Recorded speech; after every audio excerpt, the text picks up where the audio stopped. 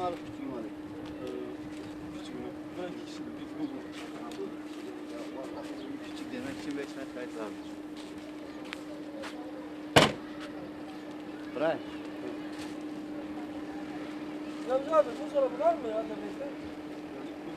Varsa bir tane buraya getirin ya. O da tabii biraz var. Nasıl?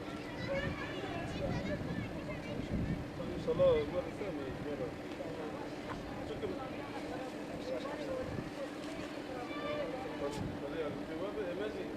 bir insan iş var inşallah. Kadar bunu bilip yaptık.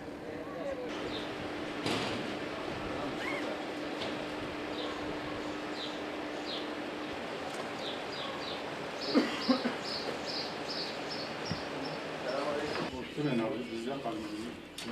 Siz tamam burası.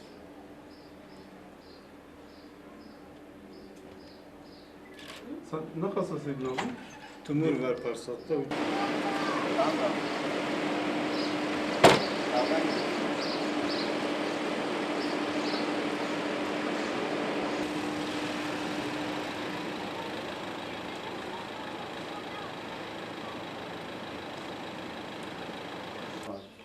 Nasıl iyisiniz? Anne yok mu? Müsait midir? Ha, Yani şunu bir çağır biz anneyi. Bir anneyi çağır mısın? Dur gelsin anne. Abi biraz bir tane bir imza atalım mı? İndir onu abi.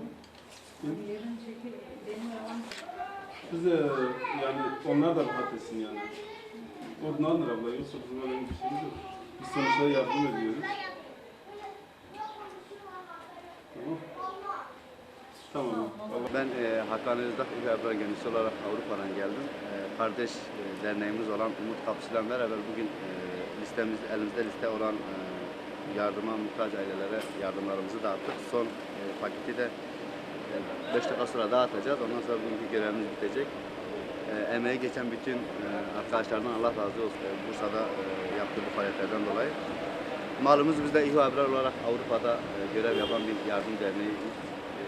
Bir vesileyle geldik işte buradaki bu Ramazan kampanyasında bulunduk. Bunları dağıttık. Halkımız nereye gittiğini inşallah kayıtlarını biz koyduğumuz zaman görecek. Yardımların nereye ulaştığını görecek. Birebir kendi gözüyle görecek. Emeği geçen bütün arkadaşlarına Allah razı olsun diyorum. Sizlerden Allah razı olsun diyorum. Türkiye Haber Ajansı olarak sağ olun. Yardım.